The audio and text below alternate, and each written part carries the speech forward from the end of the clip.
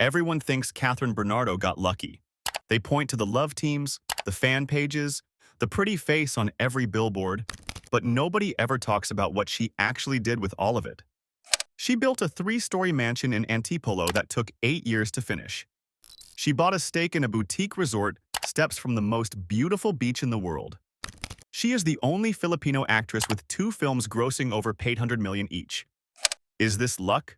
Or is Kathryn Bernardo the smartest young mogul in Philippine show business? Let's find out. Chapter 1. The 8-Year Blueprint. Nobody builds a dream home in 8 years by accident. That is not a construction timeline, that is a commitment. And commitment is the one thing that has defined Kathryn Bernardo since she first walked onto a set at the age of 7. She started acting in 2003, appearing as the young CLO in ABS-CBN's It Might Be You. She was a child. By the time she was a teenager, she was already a primetime staple. By the time she was in her early 20s, she was the top-grossing actress of her generation.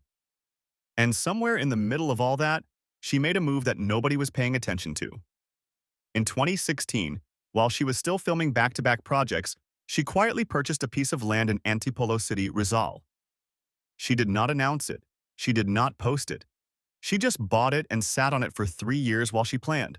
3 full years of planning. That is what most people skip when they look at Casa Bernardo and think it came easily. She spent 3 years working with Architect Don Lino of Lino Architecture before a single wall went up. She knew what she wanted the light to do in every room. She knew what she wanted her family to feel when they walked through the front door. She was not building a showpiece. She was building a fortress, a permanent structure for her parents, for her siblings, for the family that had supported her through every role, every late night, every missed birthday because she was on set somewhere doing her job. She was building something that would stand long after the cameras slowed down. Groundbreaking finally happened in March 2020. The pandemic arrived the same month. Construction stalled. The plans got revisited. Adjustments were made. And still, she did not give up on the vision. She moved into the house in December 2023, threw the housewarming party in April 2024, and walked her guests through a 3-story contemporary masterpiece that looked like nothing else in Philippine celebrity real estate. The star-studded guest list included names from every corner of the entertainment industry, from fellow Kapamilya stars to event stylists, visual artists, and architects. Events designer Gideon Hermosa transformed the outdoor spaces into a setting worthy of the occasion. But what the guests were really looking at was not the party. They were looking at what 8 years of discipline, planning, and financial iron will look like when it is finally complete. Waking up inside Casa Bernardo gives Kathryn a feeling she described in her own words as fulfillment. Not pride, not an achievement, fulfillment. That distinction matters enormously. She did not build this to show anyone anything. She built it because her family deserved it, and she was the one who could make it happen. Most people see the finished product. They never see the 8 years that paid for it. Chapter 2. What the fortress actually looks like inside. Forget everything you think a Filipino celebrity home looks like. Casa Bernardo does not follow any of those rules. This is not a showroom. This is a fortress, and every inch of it was built by someone who understood that real power does not shout from the driveway. It waits for you inside. The first thing you notice when you pull in is the greenery. Kathryn did not want a concrete entrance announcing wealth from the road. She wanted the feeling of arriving somewhere that breathes. The driveway is lined with trees and plants, including a towering palm, slowing you down before you even reach the door. The first piece of art you encounter is a sculpture by contemporary visual artist Jinggoy Buensuceso, positioned at the entrance like a sentinel. It tells you immediately that the person who built this place was thinking about legacy before she ever broke ground. Inside, the grand staircase rises through all 3 floors with dark wood stringers and glass panels, built-in lighting making it glow at night like the spine of something alive. But right next to it is the detail that tells you exactly who Kathryn Bernardo really is underneath the fame. There is an elevator. Because this is a family fortress, not a magazine shoot, and not everyone in the family should have to climb 3 flights of stairs. And right next to the elevator is a red and silver slide. One of the most recognizable stars in Southeast Asia put a slide inside her fortress. That is the personality behind the architecture. The detail nobody who visits ever forgets. because it reminds you that the woman who built all of this never lost the part of herself that just wants her family to be happy. The walls throughout are covered in commissioned art. Buensuceso's work appears across multiple spaces, including a large installation using layered waved lines to create the illusion of islands rising from water. The indoor courtyard floods the center with natural light, and the arcade sits in its own corner for the days when the family wants noise and laughter instead of quiet contemplation. Every room earns its place. Every space was built for the people inside it, not for the cameras outside. The outdoor infinity pool sits on a hill, and when the sun goes down, the entire Metro Manila skyline ignites below you like a city that belongs to whoever is standing at that water's edge. Architect Don Lino understood that the building's position on the hillside was as important as anything inside it. The pool is positioned so that the water meets the horizon of the city below, creating the kind of view that makes people stand completely still. The backyard has a garden, a patio, and a professionally designed treehouse built for the kind of childhood Kathryn wants the people she loves to remember forever. The whole compound is an empire written in concrete, glass, and art, and she designed every line of it herself. She was a mogul masquerading as a homeowner. And by the time anyone realized what she had actually built, the gates were already closed, and the family was already inside. Chapter 3. The Palawan Play. Casa Bernardo is the fortress. But Isla Amara is the empire expanding. Smart moguls do not keep all their assets in one place. They spread the risk. They find the right geography, the right partner, and the right moment. Kathryn Bernardo understood all three when she co-invested in Isla Amara Boutique Resort, a Filipino-inspired property sitting on Leo Beach in El Nido, Palawan, the island that international travel publications consistently rank among the most beautiful places on the planet. She made the decision at 26 years old.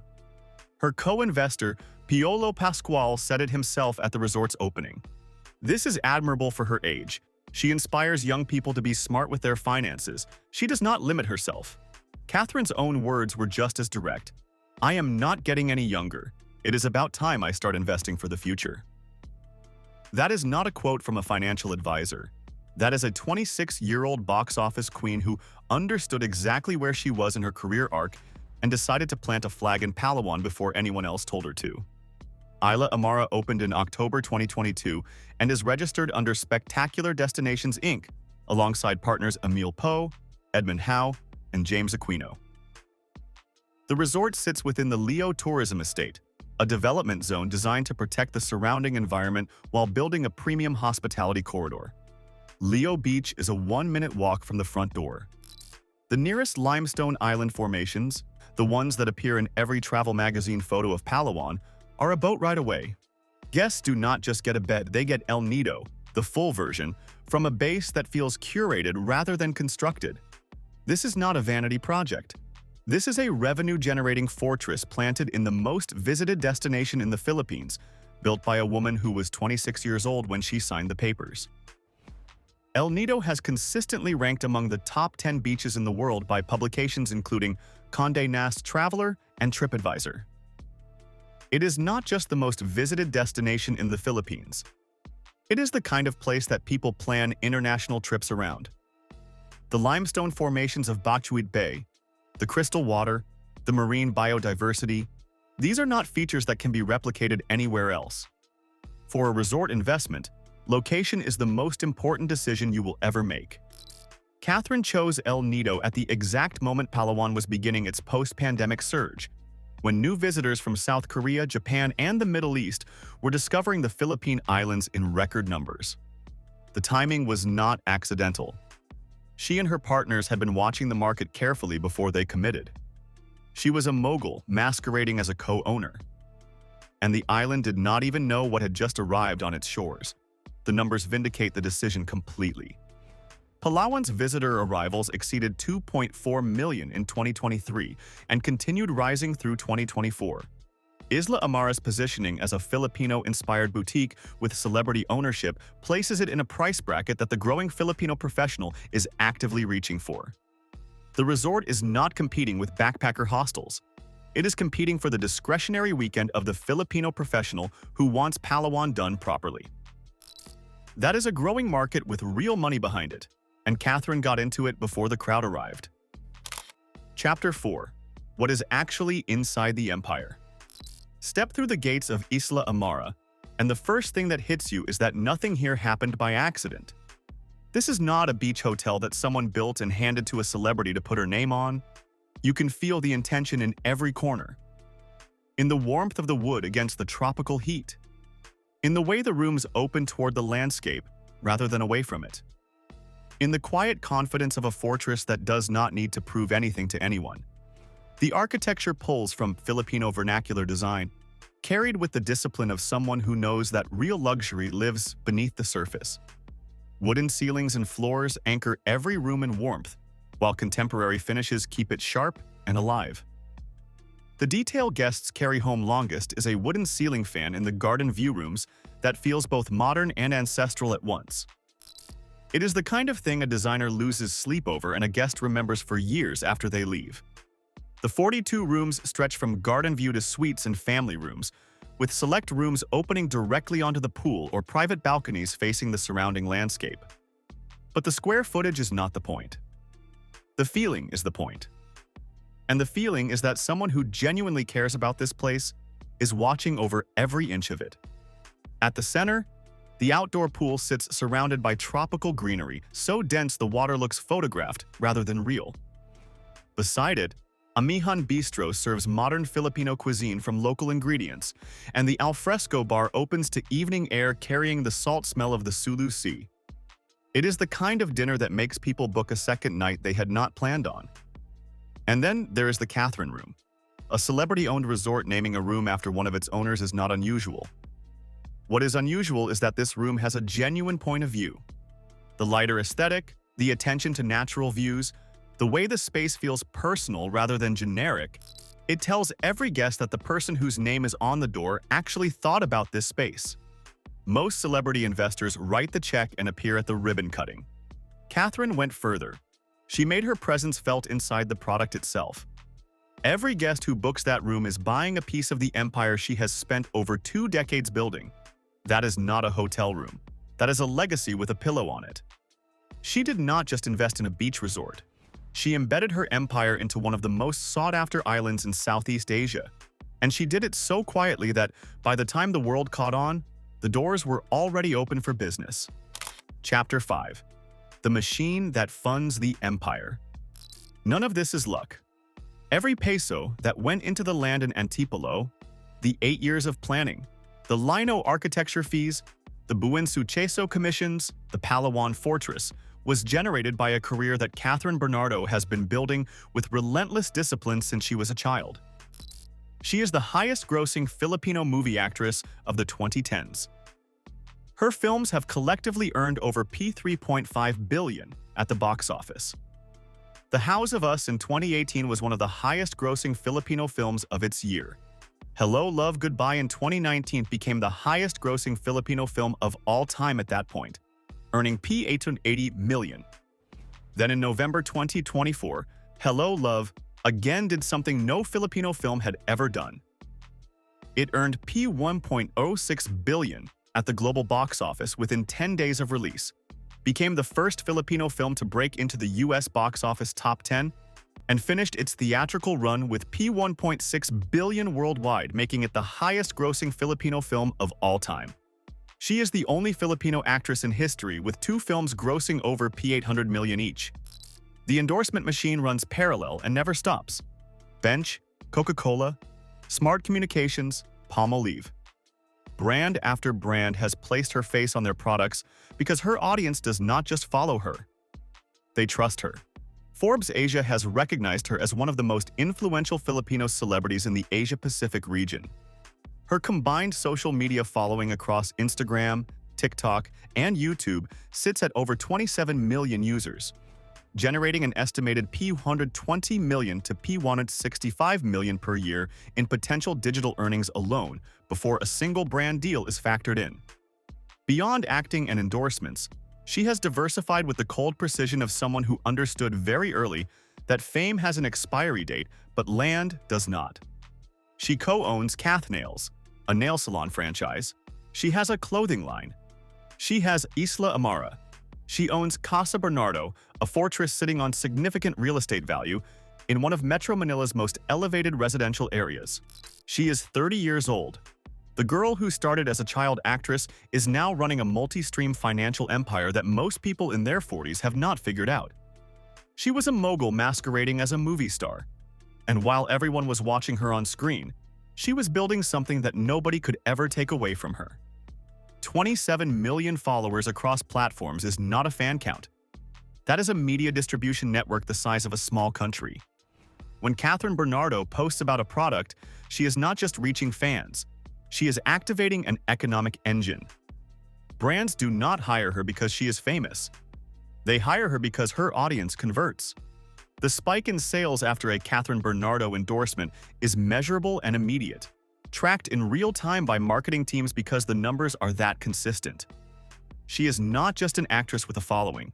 She is a precision financial instrument that companies access by putting their logo next to her face. Her 2 decades in the public eye give her something no newer celebrity can manufacture from scratch: trust.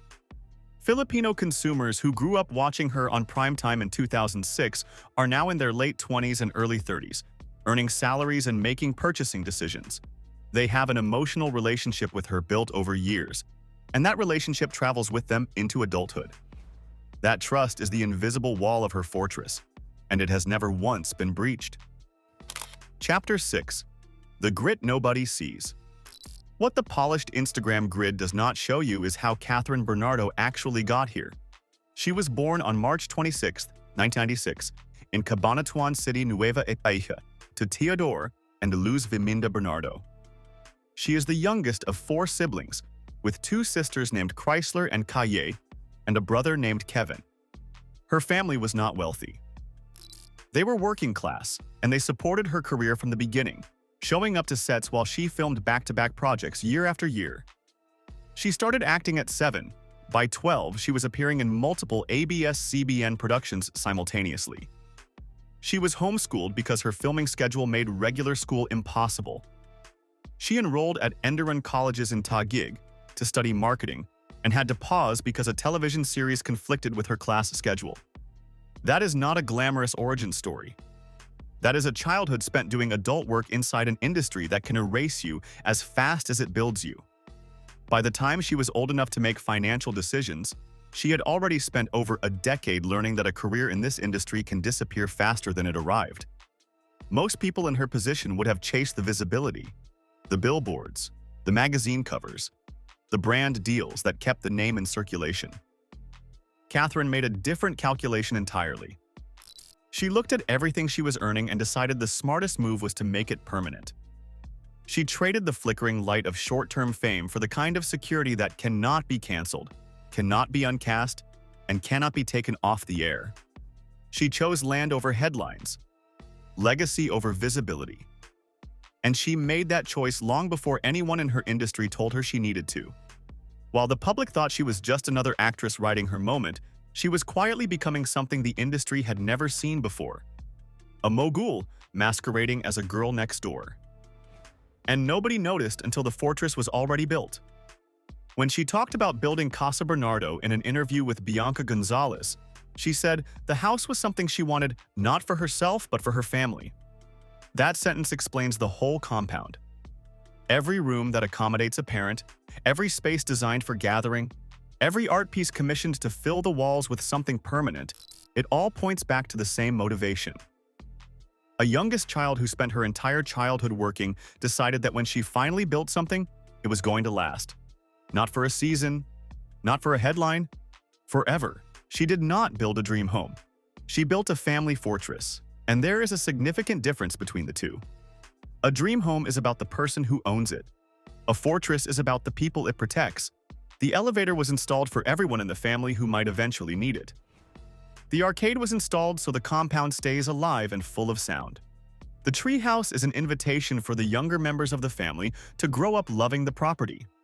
She was building a culture inside a structure, the same way she approaches every endorsement, every film, every business decision, with the people she is responsible for always in mind. And that is why Casa Bernardo feels different from every other celebrity home tour you have ever watched. It does not feel like a flex. It feels like a family that has finally arrived somewhere safe. Because that is exactly what it was designed to be. Chapter 7. The Legacy. Already in motion, Kathryn Bernardo is 30 years old in 2026. That number matters. Most actors at 30 are still figuring out their second act. Kathryn is on her third. She has already built the fortress she planned at 20. She has already opened the resort she funded at 26. She has already starred in the highest-grossing Filipino film of all time.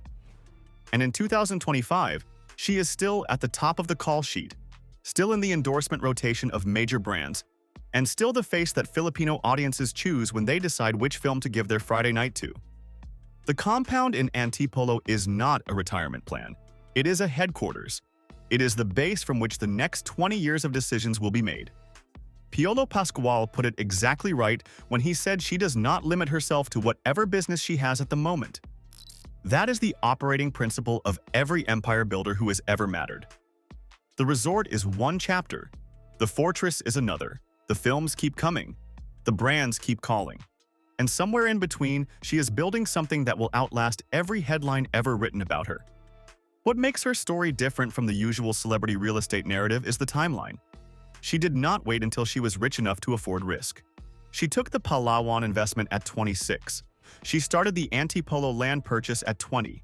She made decisions with a long horizon in mind, at an age when most people are still paying off their first credit card. That is not luck. That is a financial philosophy built early and executed with iron consistency. She was a mogul masquerading as just another actress, and the world is only beginning to understand the full size of what she has built. By 2026, the pipeline looks fuller than ever. Hello, Love, again is now streaming on Netflix, extending its reach to a global audience that was not in a Philippine cinema on opening weekend. International exposure at that scale generates a different kind of power. It brings foreign brand inquiries, international festival invitations, and the kind of recognition that allows a Filipino actress to build an empire that does not depend entirely on the domestic market. The Asian World Film Festival screened Hello, Love again as its closing film. The Manila International Film Festival in Los Angeles screened it twice. She is no longer just the biggest movie star in the Philippines.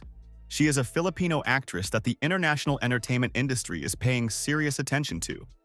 And somewhere in between all of that, she will buy the next property, make the next investment, sign the next deal, plant the next flag, because that is always what she has done. And that is always what a mogul does. She owns a piece of the most beautiful island in the Philippines and a fortress on a hill in Antipolo with a view of the entire city below her. She is 30 years old, and knowing her, she is already looking at the next piece of land, already planning the next move, already dreaming of the next expansion. Because a mogul never stops building. An empire never stops growing. And she has never once stopped moving since the day she walked onto her first set at the age of 7. Land at 20. A Palawan fortress at 26. The highest-grossing Filipino film of all time at 28. Kathryn Bernardo did not get lucky. She planned every inch of it. If you could start building your own compound at 20, where would it be? Share your thoughts in the comments, and don't forget to like the video and subscribe to her status for more deep dives into secret wealth stories.